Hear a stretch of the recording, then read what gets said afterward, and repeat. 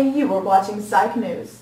In today's story, we review a severe case of socio-emotional privation.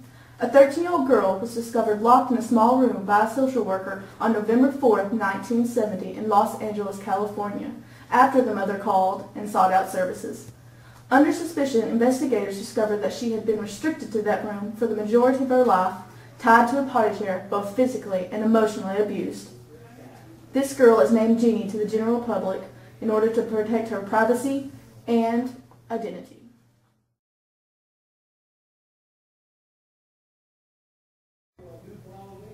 While the average 13-year-old girl weighs around 100 to 115 pounds, Genie weighed an astonishing 59 pounds. Genie was also unable to straighten her arms and legs and moved with a strange bunny walk. She was silent, had to wear a diaper for incontinence, and unable to chew. When trying to verbally communicate with Genie, she seemed only to recognize her name and the word sorry. Investigators concluded that Genie spent most of her days and nights tied naked to a potty chair. Her family barely spoke or interacted with her. She was beaten by her father whenever she made noise, resulting in her language deficiency. Both parents were charged with abuse, but the day before Genie's father was to appear in court, he committed suicide, leaving only a note behind that said, "The world will never understand." Genie's case was so severe and rare that it presented researchers with a unique opportunity to study the ongoing nature versus nurture effect. And it could help determine whether or not one can develop language after the critical period of learning proposed by Eric Lindbergh. Interested in Genie's case, the National Institute of Mental Health provided funding for scientific research. David Riegler, a psychologist in Genie's case, stated, "I think everybody who came in contact with her was attracted to her. She had a quality of somehow connecting with people, which developed more and more, but was present really from the start. She had a way of reaching out with saying anything, but just somehow by the kind of look in her eyes, and people wanted to do things for her."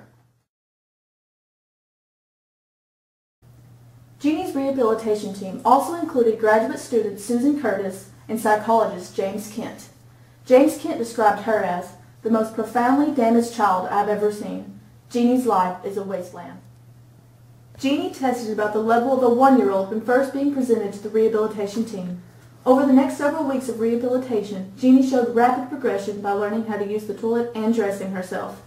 Only a few months later, she made even more developmental progress, but Genie still seemed to remain poorly developed in the language area. Her rehabilitation team was amazed at Genie's desire to explore her new environment. Over the course of a year, Genie learned several new words and could even occasionally put 3 words together.